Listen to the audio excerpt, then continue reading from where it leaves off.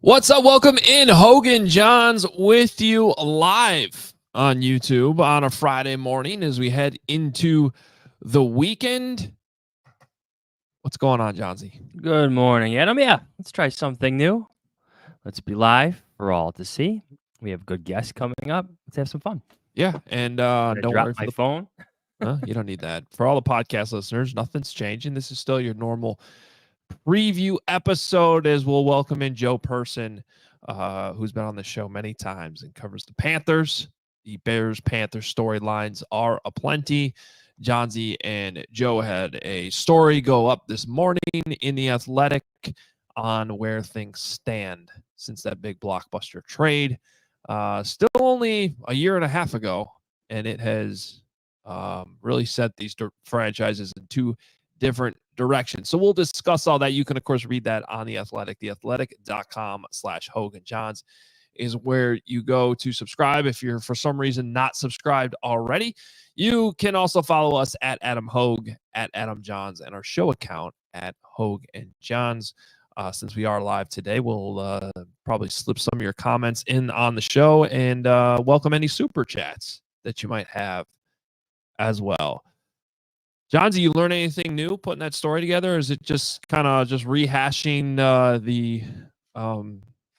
what's honestly been one of the bigger storylines in the NFL over the last 18 months? I learned that the players actually involved in the trade itself have no idea which other players were involved in the trade. Everybody knows it's Caleb Williams and DJ Moore, but it was funny to tell Darnell Wright that he was part of that trade.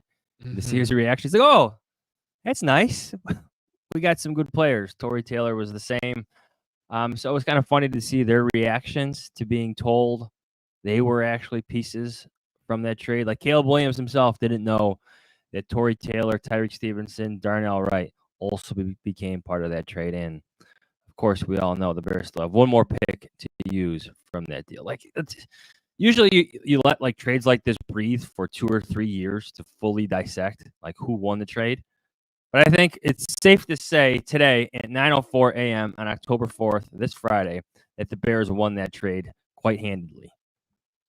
Yeah, they won the trade. It's still up in the air of, how much they won it. How much they won it, because as much as people don't want to hear this, there is a world, and this is not the world I think anybody's going to be living in, but there is a world in which you passed on C.J. Stroud and Jaden Daniels. Still on the table. Nothing's changed with Caleb Williams in my mind, but to your point on letting this thing play out, we still need to do that. On the Panthers side of this, though, it seems like a disaster. And the Bears, let's revisit this thing, because this is why I think we can still say the Bears won the trade regardless. So the original trade was DJ Moore. So you got a player, the number 9 overall pick in the 2023 draft, the number 61 overall pick in the 2023 draft, the first round pick from the Panthers in 2024, and the 2025 second round pick, which is still to come. What the Bears turned all of that into, again, DJ Moore. They drafted Darnell Wright after trading back an additional spot and picking up a future fourth, which became Tory Taylor. That's how Tory Taylor was involved.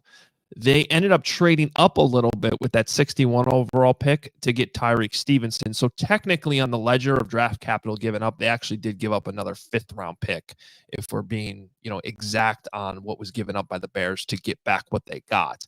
But that did leave the Tyreek Stevenson. And then, of course, Caleb Williams was the number 1 overall pick used with the Panthers pick this year. And there's still that 2025 second round pick to come. I believe Jacksonville used that extra pick, that extra 5th round pick, on a linebacker. Yeah, and I'm forgetting the name. It's kind of a fun name if I remember right. Nasir Abdullah. Yeah.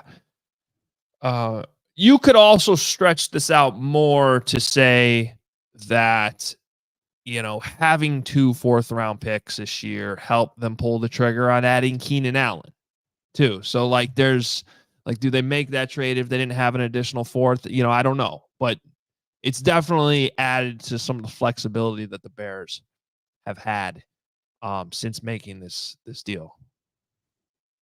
The maneuvering. Yeah. I mean, it's just it's Sorry, I was looking up Yasir Abdullah when you were talking there. All I heard was Keenan Allen. I wasn't paying attention to you like always. yeah.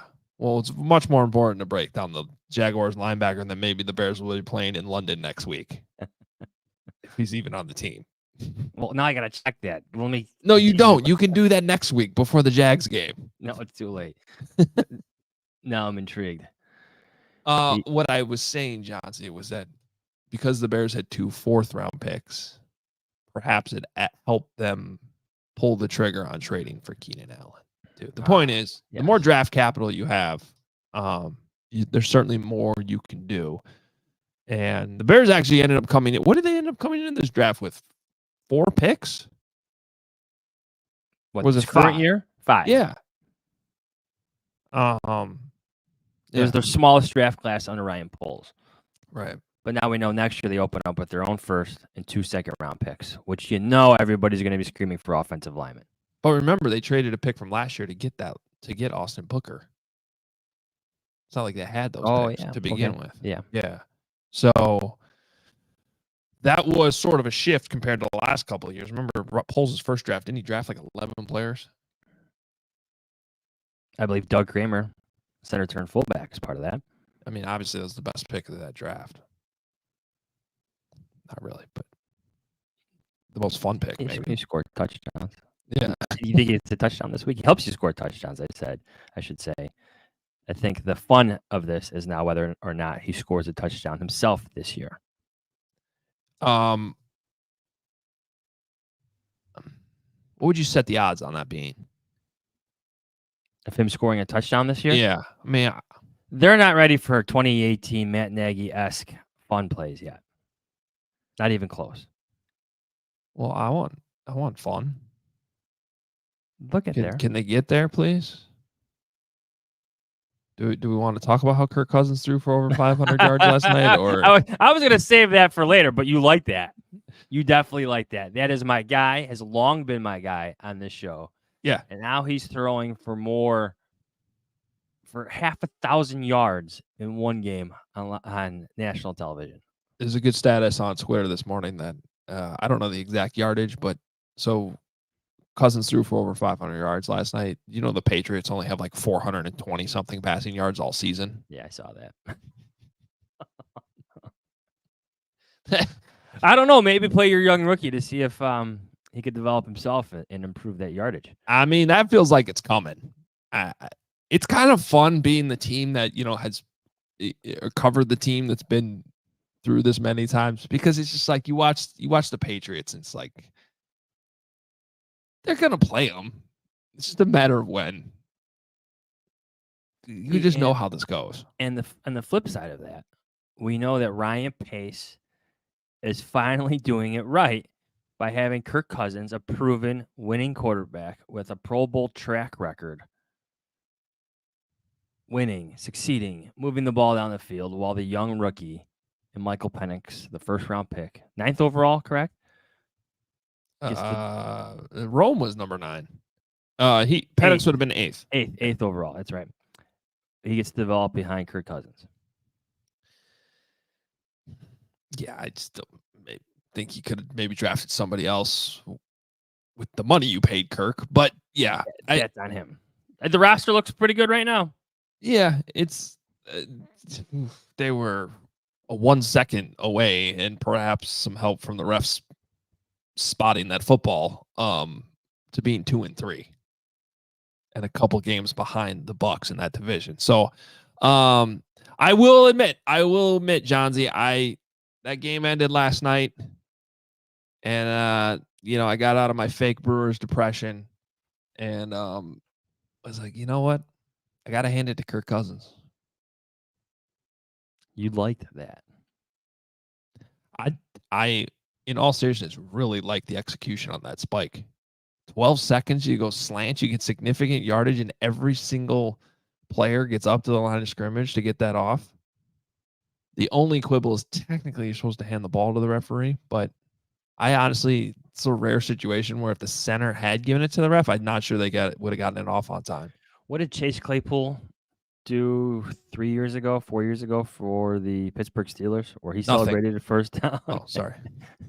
Yes, where he prevented them from spiking the ball and stopping the clock, and not only then proceeded to scream at his offensive lineman. That's right. He was too busy signaling first down or whatever and not lining up. I mean, and then that's obviously the type of player you want to trade for. Oh, sorry. Yeah.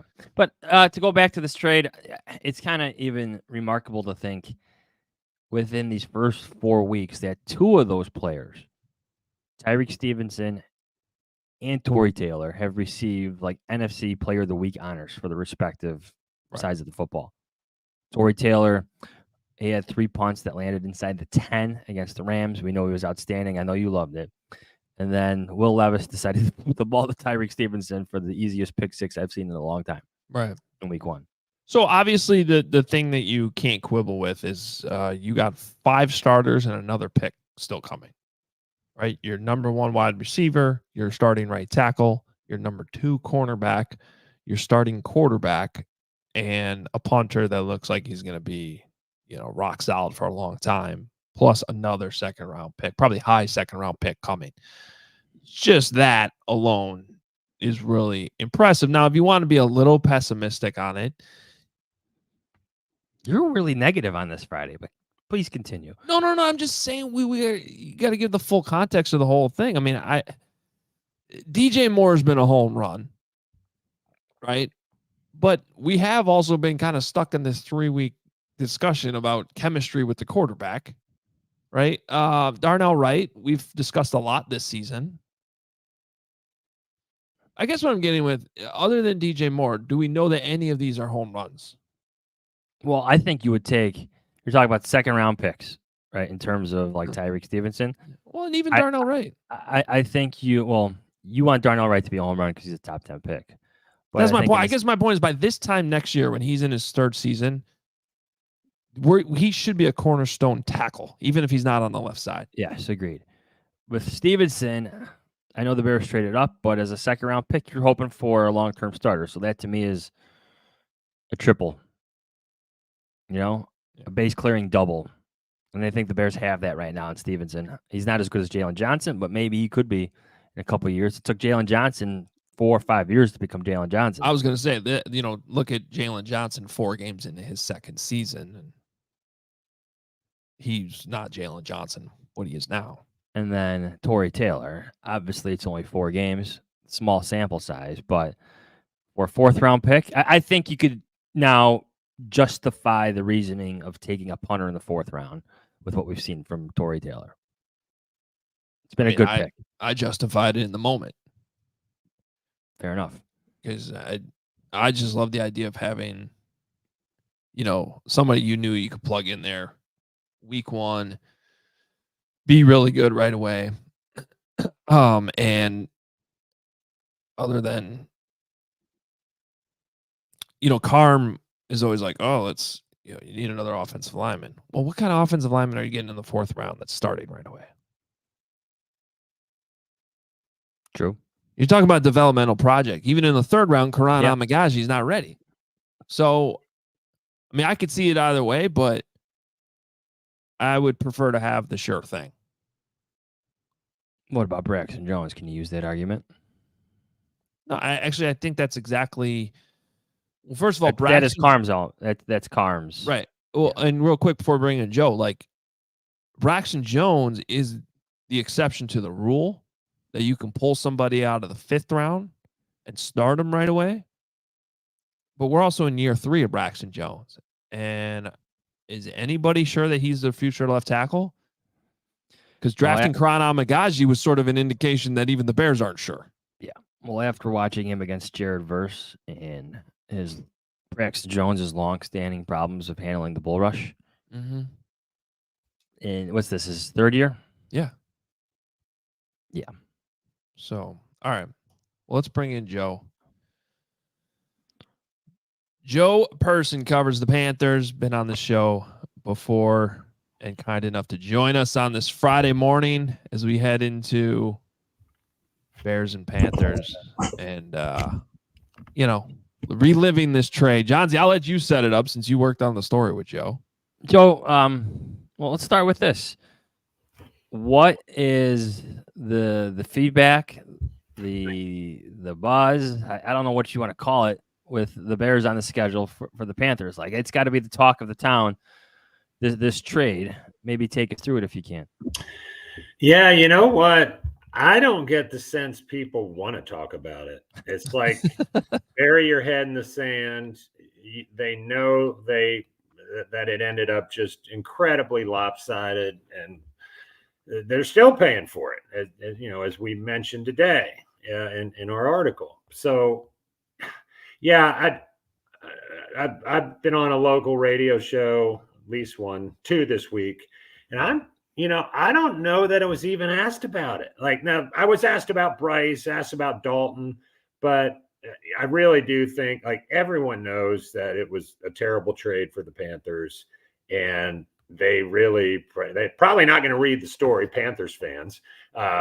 Maybe I should have mentioned that to you before we published it. Working on it. Hopefully the Bears people eat it up. Well, yeah, it's, to me, when I try to look at this from the Panther side, Joe, like, there's so many layers, because there's obviously the trade aspect of it too, but it's also like the trade wasn't necessarily the bad move if they had drafted CJ Stroud. So it's really sort of compounding a couple mistakes is what it seems like. Yeah, that's a great point. And my portion of this story that we worked on was really more about the decision to take Bryce over Stroud, and more than the actual trade.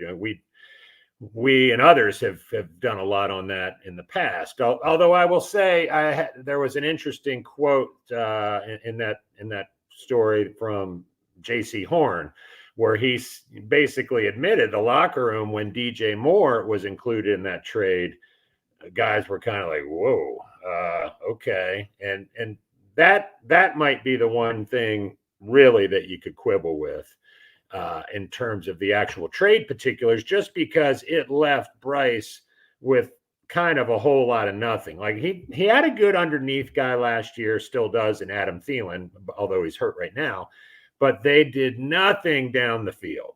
Like, DJ Chark was supposed to be the sub for DJ Moore, didn't happen. And so that might be the one quibble, but you're right.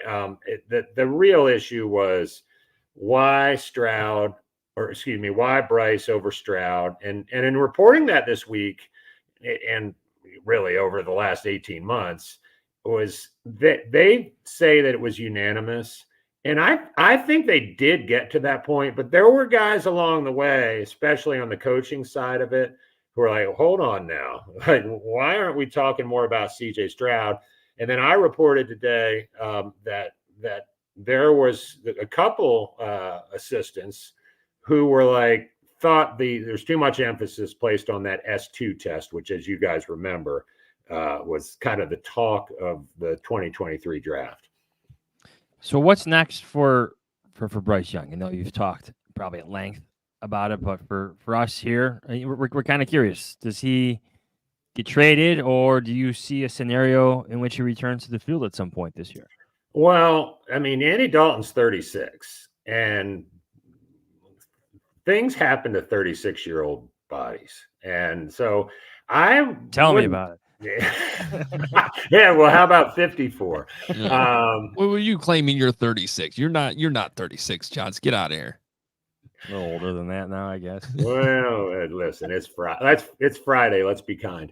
No, so I think he's gonna. It wouldn't shock me at all if he plays a couple games later this year. If Dalton, has a groin, who knows? But all things being equal, I mean, they like and why wouldn't you? Like, the difference in this offense now compared to last year, and then even more so the first 2 weeks of this year, they were last in the league scoring and yardage, and probably every other category, but certainly those two, under Bryce, weeks 1 and 2. Same two categories under Dalton. They're 5th in yards and 6th in scoring, or the other way around. Top 6 in both. And so Dave Canales, like, a lot of people thought, oh, this was Tepper stepping in again. this was all everybody and people I trust that said no. This was Canales, who, as you guys know, didn't have any ties or connections to Bryce other than he was supposed to solve them or fix him. But anyway, I think he looked at this offense the first 2 weeks of the season, and this is a guy who's came in here because of his offensive acumen. It was like, this is not what my offense is supposed to look like. So I was talking to, Shane Waldron's been a big story here. And Dave Canales was with, in Seattle before he went to Tampa. And I was talking to somebody who knows, more about the Seahawks than I do. And I was like, well, what about what Waldron did to Geno or with Geno? And that person was like, that was really more what Dave Canales did with Geno Smith, which is what got him hired in Tampa. And then what he did with Baker got him the job in Carolina. So, I mean, there's obviously a good reputation here with Dave Canales and a good track record.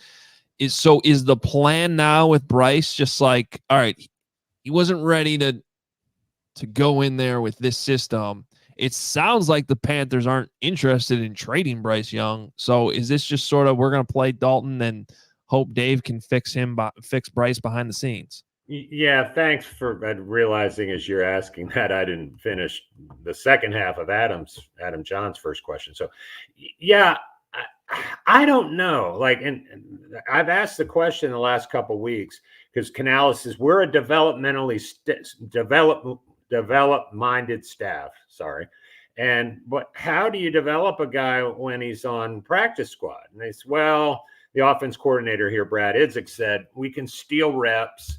Like the offensive coaches are there while the offensive scout team's going against the first team defense and say, hey, hold on, let's run that again because that's a concept similar to what we run, but it's limited. I mean, right? I mean, whatever he's getting in the position meetings, Bryce Young, whatever he's doing in individual drills, which isn't much or isn't very long, and then the scout team reps. And so I don't know. I mean, it feels like this team eventually is going to move on from him. I just don't know how you bench a guy, your supposed franchise quarterback after 18 games and then try to bring him back. I mean, the issue now is you'd be selling very low. I don't know there'd be much of a market, and any market that would be out there potentially, you're probably looking at a third day pick. Unless there's a really desperate team. So maybe you hold on to them and see if there's any more interest in the offseason, how the coaching carousel turns. Does somebody get hired somewhere that really liked Bryce? But I think they're going to hold on to him for now in the next 5-6 weeks up to the deadline, unless, like I say, someone gets, they get an offer that they can at least sort of feel good about.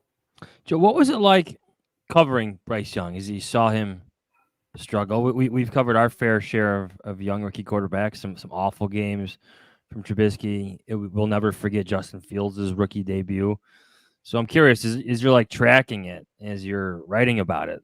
Like, take us through your concern level. Is it kind of increased through what you're watching? Yeah, good question. I feel like locally here last year and nationally, really, everyone kind of gave Bryce an out, kind of gave him the benefit of the doubt because the weapons we talked about, the receiving core minus DJ Moore. And then the offensive line was okay. They did not have great depth. And sadly for the Panthers, both their guards, went down with season-ending injury. They played something like 7. Some of these guys were the same people, but 7 different dudes played at left guard and 8 played at right guard. And Bryce Young got sacked 62 times. Anyway, all of which to say it's like, okay, let's see how he does behind a competent offensive line, which they shored up with big expenditures on Robert Hunt and Damian Lewis, who both have been very good. Like, their pass protection this year is good. And that was one of the things that was frustrating to Canales because Bryce was abandoning clean pockets and not going through his reads. But anyway, And the weapons are better this year just simply because of Deontay Johnson. He's played well. He and Dalton seem to have a good connection. Didn't have a connection with Bryce. And so now it's like, wow, just seeing how this offense has performed with a guy who's getting them in the right place, staying in the pocket, hitting the first read if it's there. You can't help but just wonder if this really was mostly on Bryce last year and this year. And again, another reason why other teams, every team around the league has seen the tape now. And I just can't imagine. Maybe someone out there thinks like our system, our scheme will be better for him. But and I hope it is. Like Bryce, a good dude, like nice kid. Hasn't really let us behind the curtain much, but a lot of these guys don't. That's not a character flaw, but we shall see. Joe, I got a headache looking at the injury report when it was emailed out yesterday. There's a lot of names on the Panthers list. A number of them seem like they're just rest days too, though. So can you help sort this out a little bit? Like, who are the couple guys that are actually, perhaps possibly going to be missing or a problem, if they don't play Sunday? Yeah. Remind me who's on there. Well, like Deontay Johnson missed practice Wednesday. He's fine. Okay. Yes. Yeah. So he's limited with an ankle yesterday. Yeah. He'll be good to go. He's good. Here's what you need to know. That defense, the Panthers defense, which last year was their strength, if there was one, they are now missing their Pro Bowl defensive lineman out for the year, Derek Brown. Their emotional leader, defensive captain, Shaq Thompson, inside linebacker, out for the year, Achilles. Their other inside linebacker, free agent signing, Josie Jewell, he's certainly out this week. Well, they've already said at least this week, with not just a groin, but a groin and a hamstring. And then their starting free safety, Jordan Fuller's on IR. So this defense is vulnerable.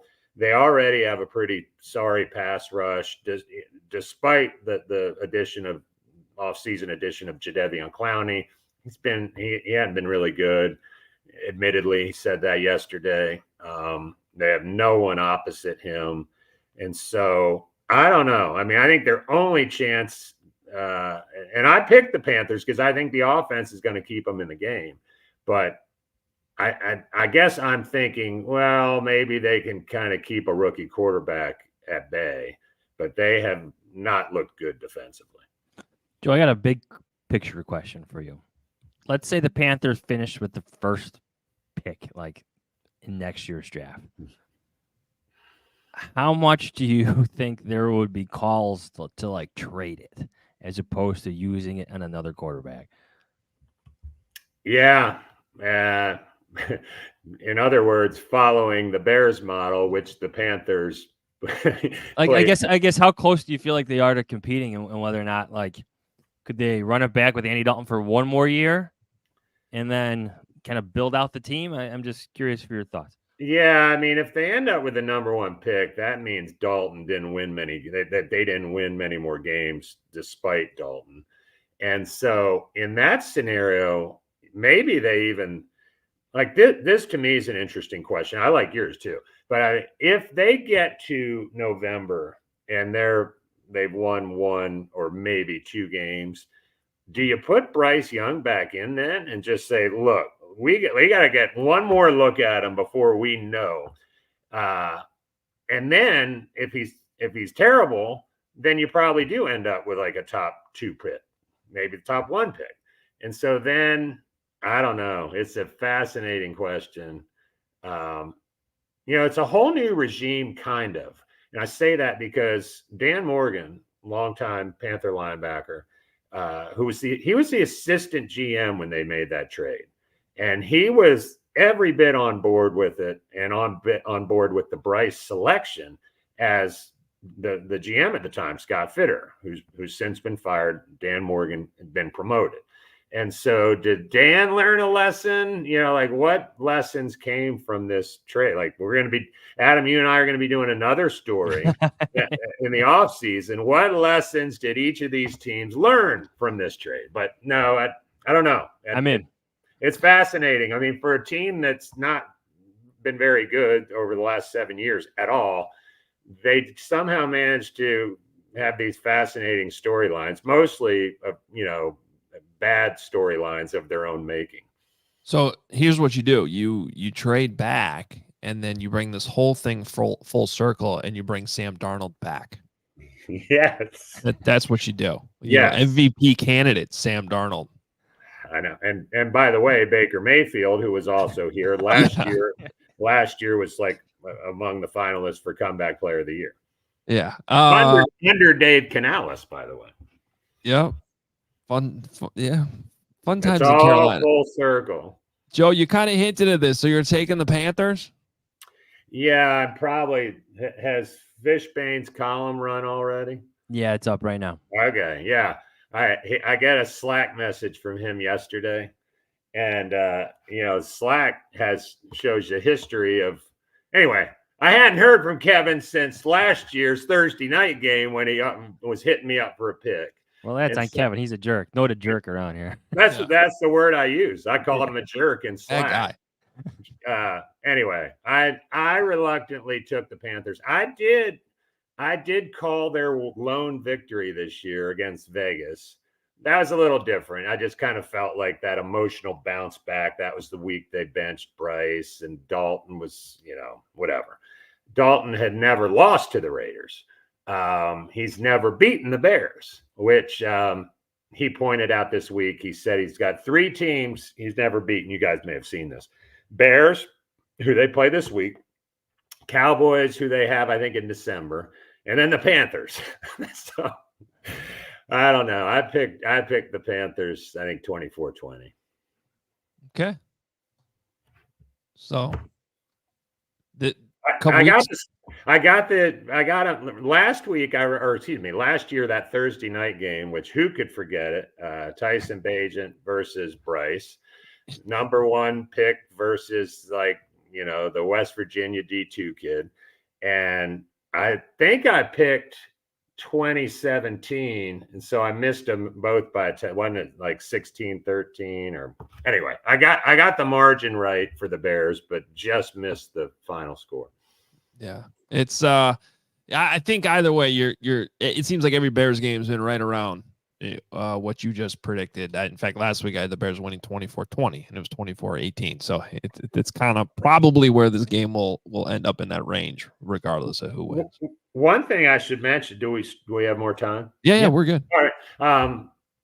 In this I haven't even written a word about this week, just because other stuff going on. But their running game, obviously Canales is known for those quarterbacks we mentioned in his history, but he is really, really determined. Last year with Tampa, you'd call it stubbornness because they didn't have a good running game, but he wants to establish a running game. Chuba Hubbard is a guy I think that will play a big role in this game Sunday. Back-to-back 100-yard rushing games. I think the Bears have had a hard time stopping the run. Is that right? Yeah, last week they did against the Rams for sure. Yeah. And so, and the Panthers, they don't have a fumble this year by a running back. They don't. And Hubbard is not real. He's just sort of downhill runner, does not make a lot of cuts, but he holds on to the ball. And so I think they're going to try to just, kind of shorten this game.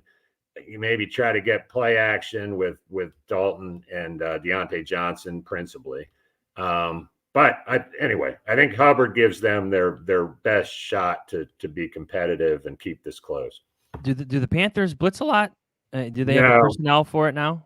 No, and their best blitzer last year was Frankie Louvu. Of course, they did not re-sign, and so they're trying to do it mostly straight up. And I posed that question to their defensive coordinator this week because I don't know, might they blitz a rookie quarterback? They just don't really have the personnel to do it. How have the Bears handled the blitz? Not well.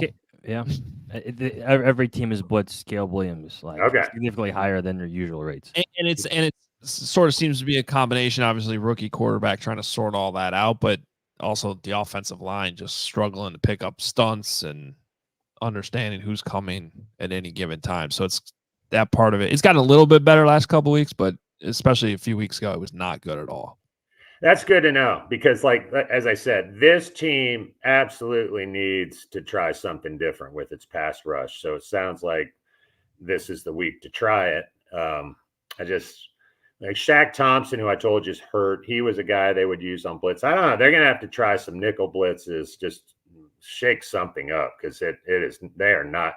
They have 5 sacks in 4 games, and I think 3 of them came in that Raiders game. I mean, it's been like they didn't touch Joe Burrow last week.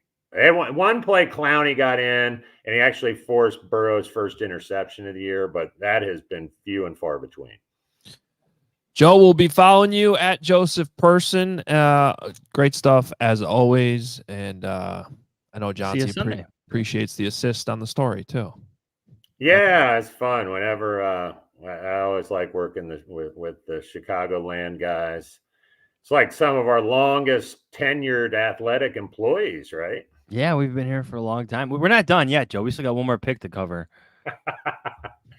I was telling my wife, she said, "What's this story you've been working on this week?" And I said, I just happened to mention that you guys were good and have been around a long time, which says a lot about you and Kevin, and you also, Adam. I know you've been around. Well, I'm just making us all sound old, so I'll shut up. Yeah. We've all been around a long time. We did a good job establishing that. But that means you've been on this show many times. We appreciate it. We'll have you on again soon. I appreciate it. Y'all have a great weekend. Thanks, see you Sunday. See you on Sunday. There he is, Joe Person, who covers the Panthers for The Athletic. And another pick still to come. So he's not, and I think they should just keep running back Bears, Panthers every year until we get this thing figured out. Well, here's the thing: you trade back, you add another pick, maybe in another year, and just keeps going. It's also, by the way, on the table that they'll play each other again next year because, is this because they're going to finish in 4th. The Panthers will finish in 4th. Divisional matchups. Yeah. The same slot.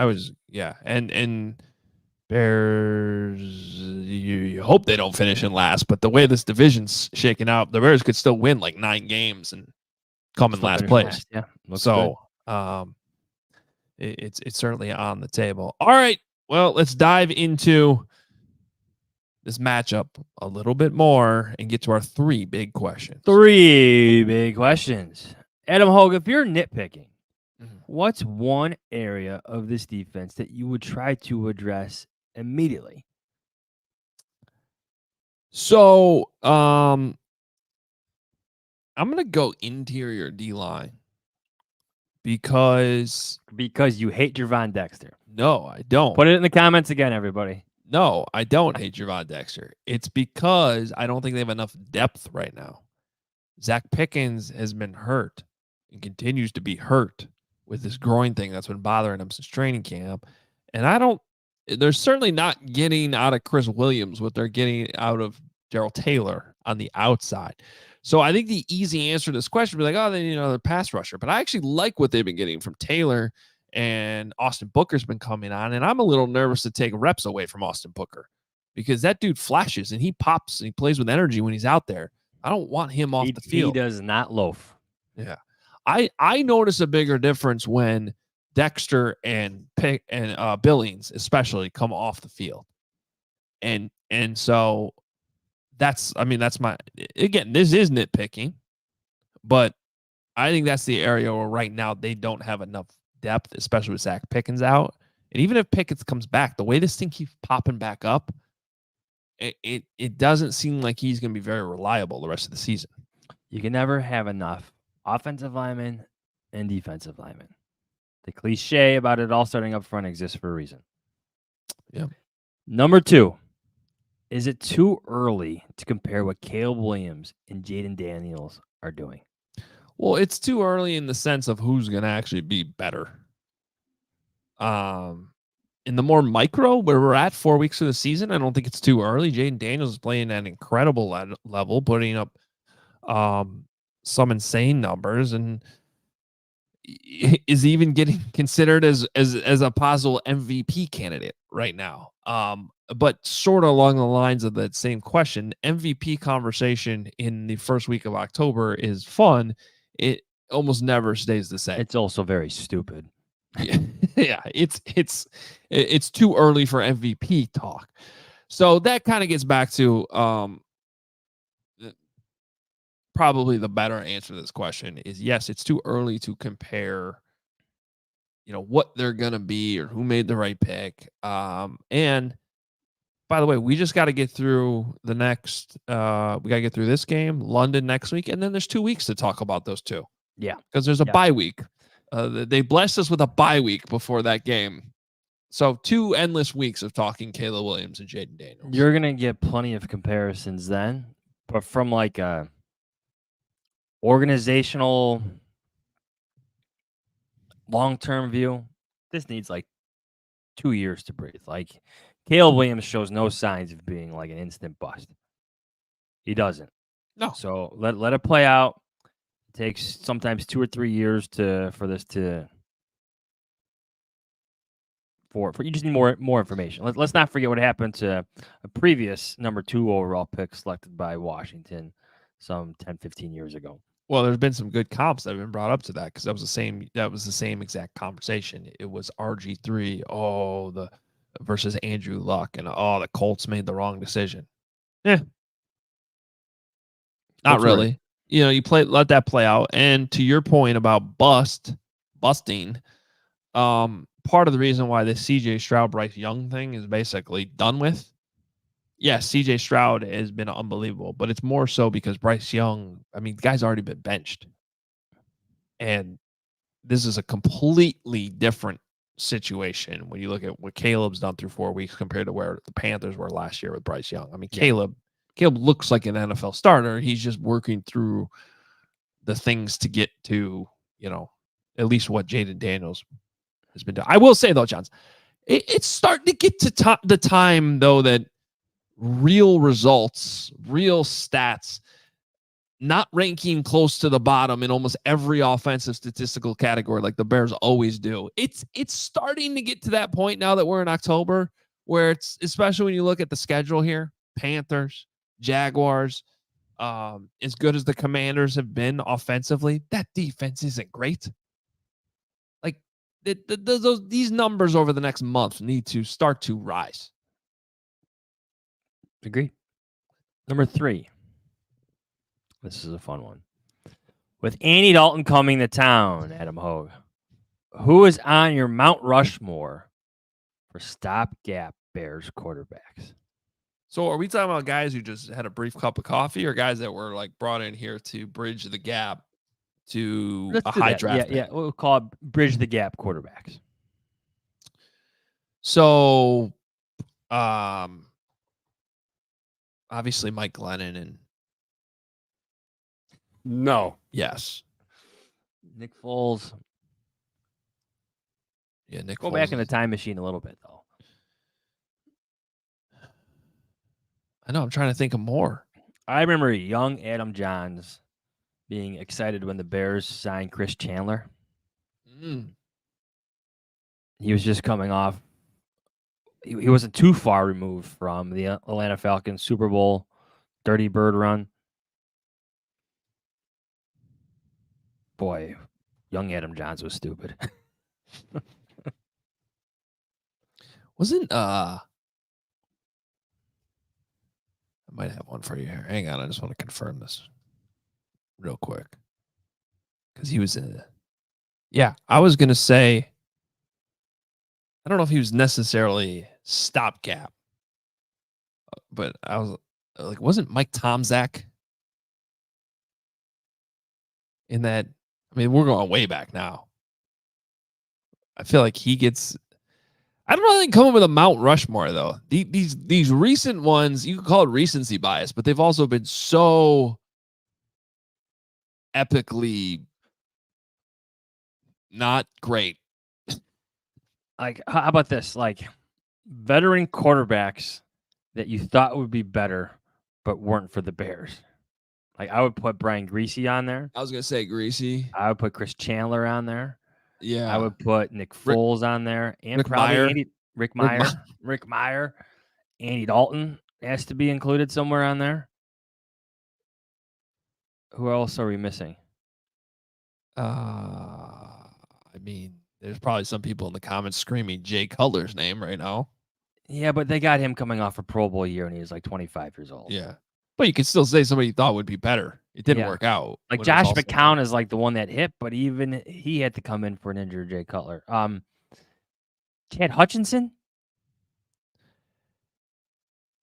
He was the Dallas Cowboys, right? Yeah, don't say that name. That's just No? mean. There's To so make anybody go back to that. There's so many. Todd Collins. Todd Collins. Anyway, I think Josh McCown gets on that.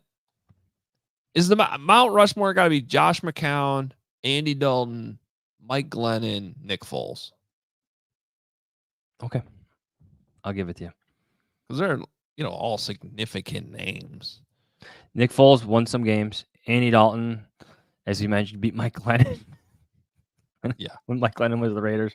That still cracks me up, that very Bears-esque fun fact. All right, so those were your three big questions. Over-unders. This is from Mooner.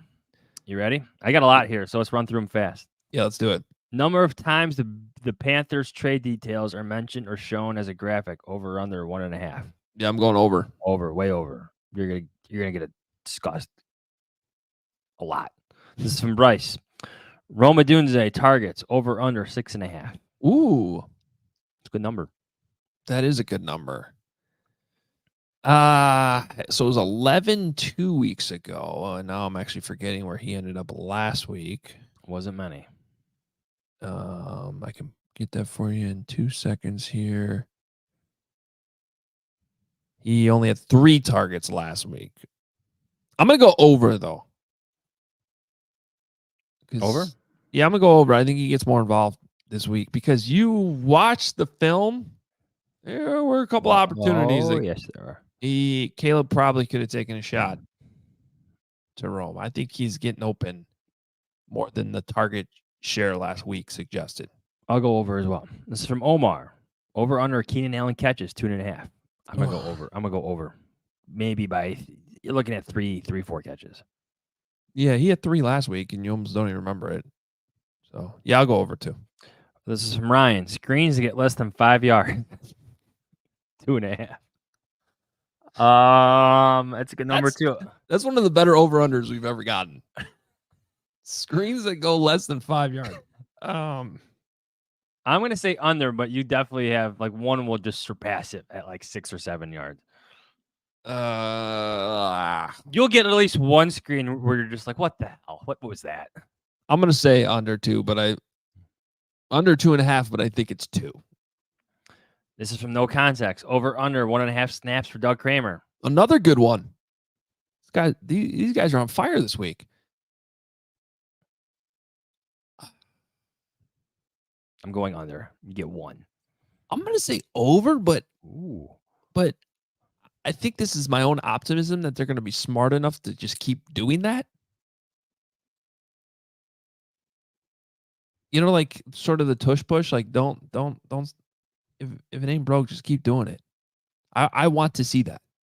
If they're at a 4th and 1, I'll raise my hand right now. 4th and 1, they line up in that same formation. They put Kramer on the field. They have Roshan Johnson, and they run it up the middle, and they don't get it. I will not complain about it. This is from Julian.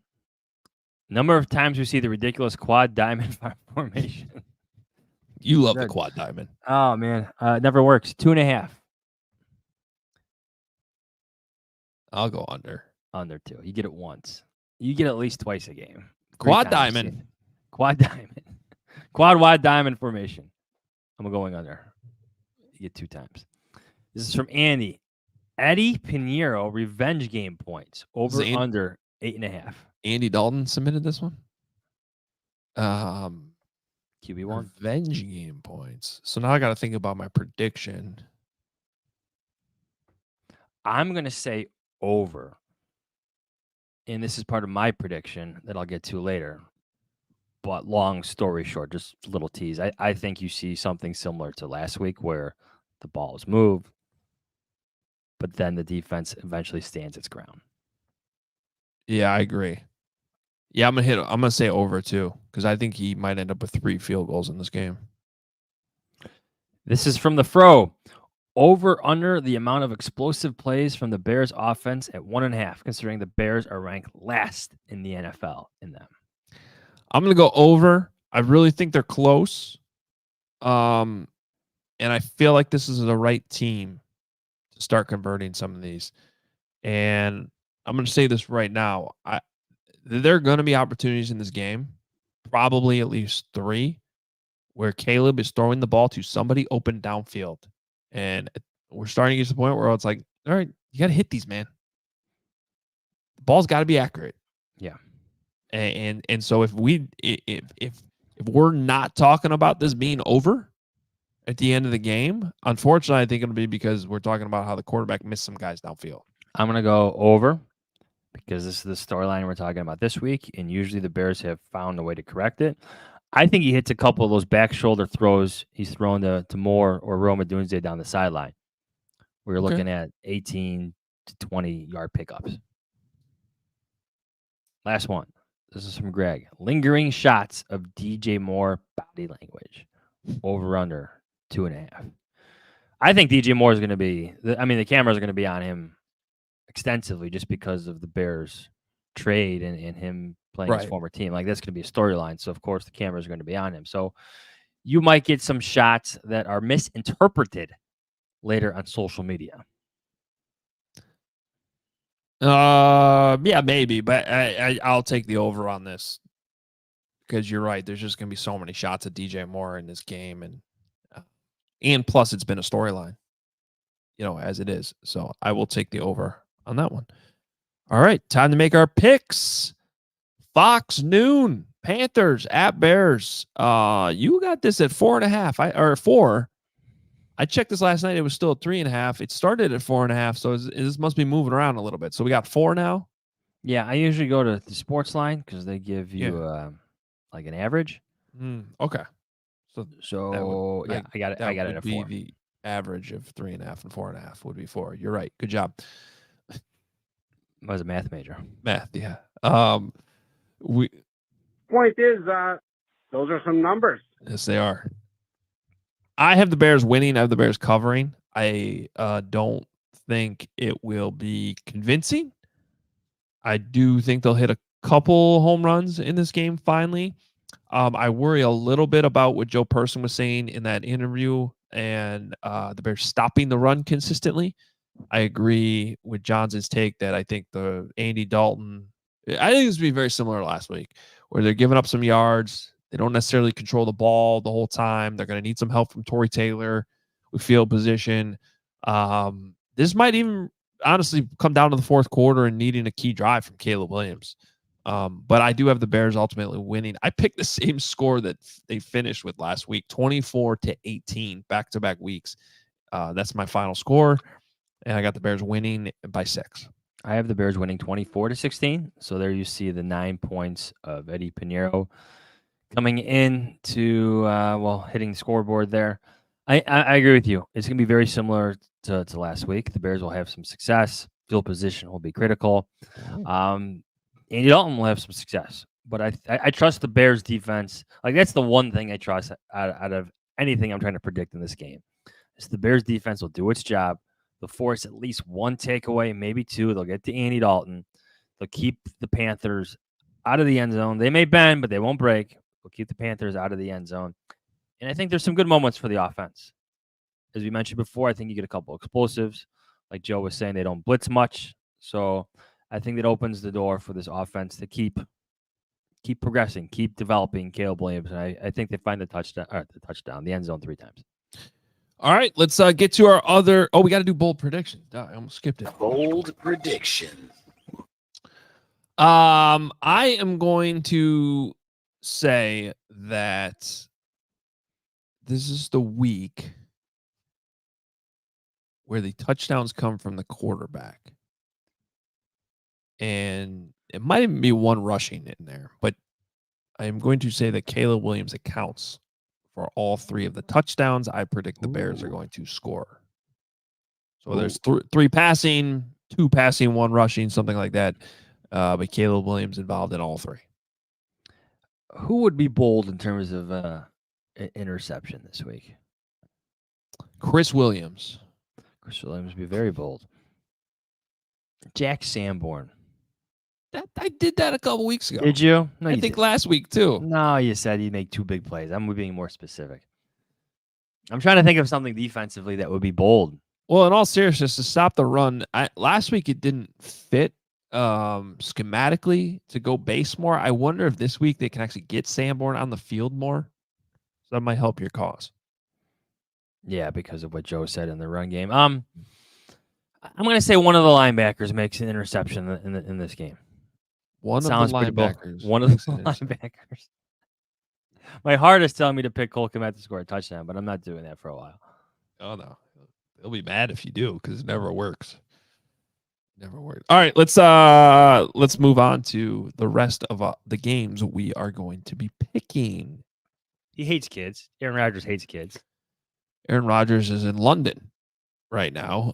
This is on the NFL Network at 8:30 in the morning. The same time you'll be able to watch the Bears next week if you're staying in the Central Time Zone. But this week in London, it is the Jets and the Vikings. This is technically a Vikings home game. The Vikings are favored. The undefeated Vikings are favored by 2.5. I'm going to have the Jets covering this one. London games, European games, they're just hard to predict. Some teams are jet lag. Some teams go early. Some teams go late. I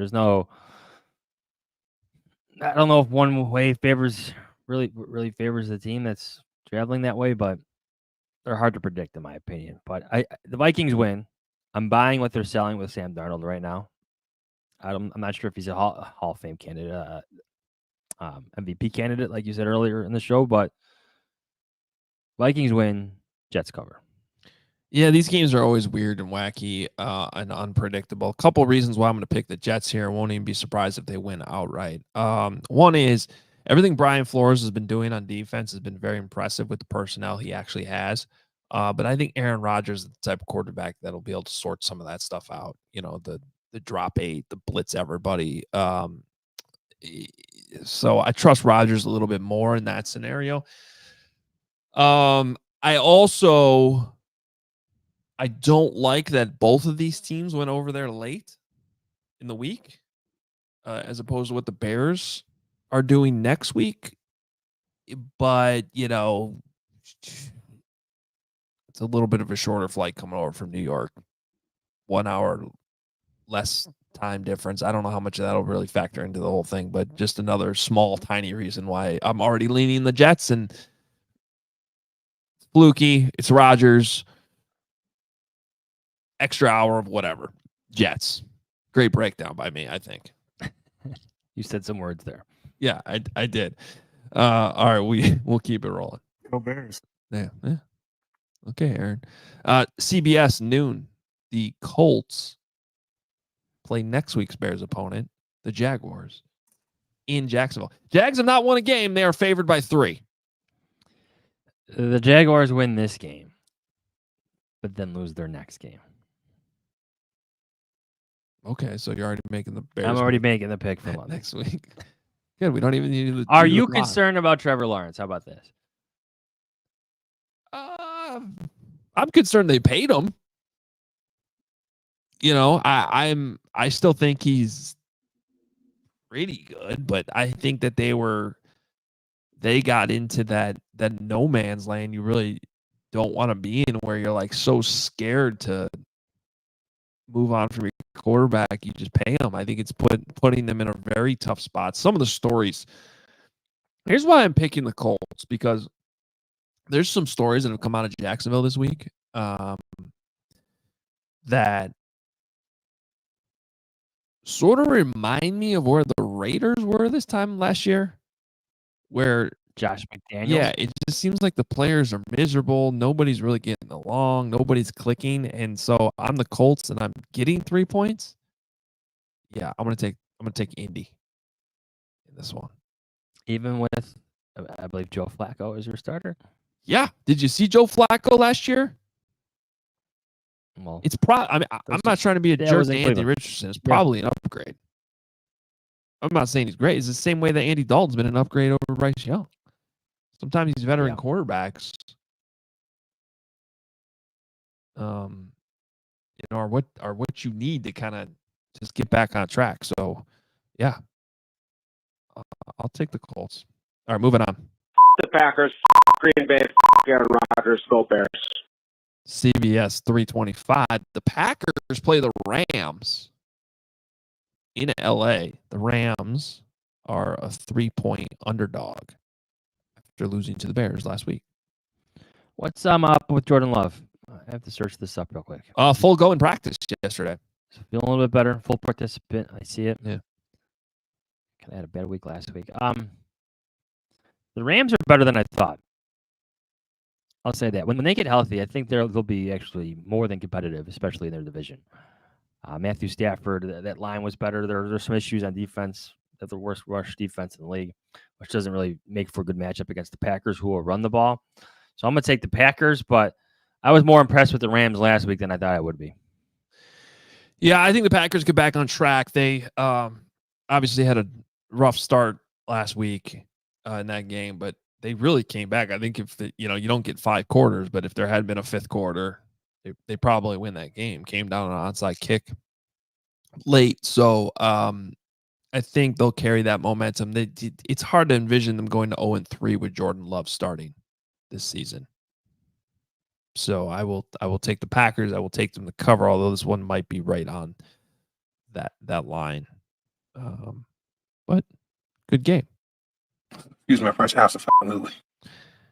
Sunday night, NBC Peacock, 7:20 p.m. The Cowboys go to Pittsburgh with Justin Fields featured in primetime. The Steelers are 2.5-point favorite. Speaking of paying a quarterback without getting wins for it, Dak? But that's the nature of the position. Yeah. Either you have a quarterback or you're wandering the wilderness like the Chicago Bears have for years looking for one. And sometimes I think it's safe just to trust the one you have. But do you think, though, not to go off topic, do you think that the renaissance that Baker Mayfield's having, that Sam Darnold appears to be having, we see a little bit of a swing where teams who are sort of on the fence about, because we've seen so many examples now, Daniel Jones, what appears to be happening with Trevor Lawrence right now. I think it's Dak Prescott has a little bit better of a track record to be like, oh, this was a mistake, but there's certainly, you can look at Deshaun Watson and how much of a disaster that is. There's so many examples right now around the league of where paying the quarterback has backfired.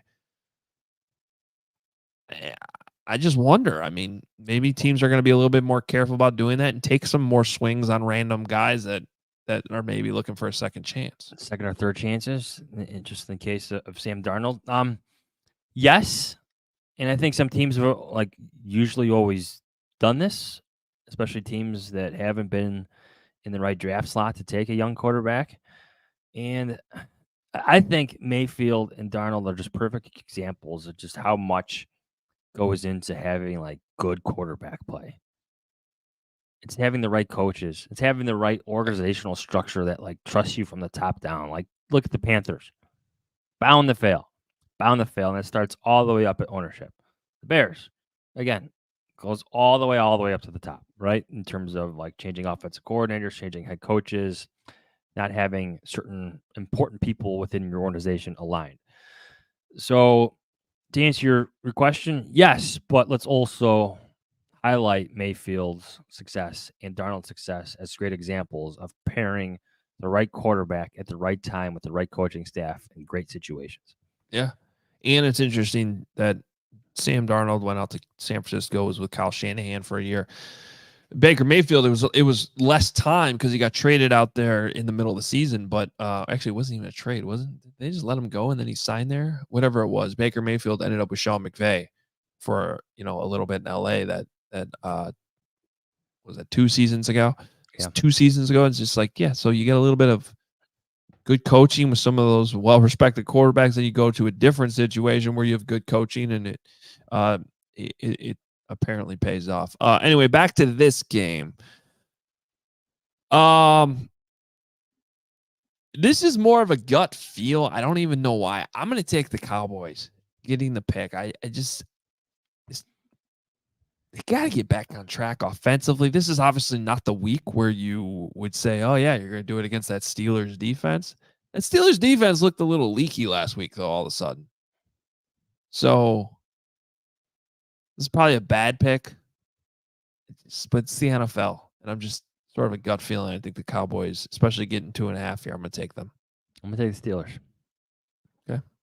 I can't blame you. It's going to be overwhelmingly be the most popular pick, I would think. The one word that stands out to me is complimentary football. Monday night, ESPN 7:15. The Chiefs only play night games now. I don't know if you know this. They're just It's like the New England Patriots under Tom Brady. Yeah. It's always on TV. I get it. Cowboys are always that same way too. Saints go to Kansas City. The Chiefs are 5.5-point favorites. I'm gonna go with. I'm gonna say this: the Saints cover. Patrick Mahomes' numbers aren't too good. Derek Carr's numbers are pretty good. Saints offense can move the ball. Saints defense can stop the pass quite well too. We hit on that earlier in the week. Yeah. Saints cover. Chiefs win. I think the Saints were somewhat fraudulent though the first couple weeks of the season.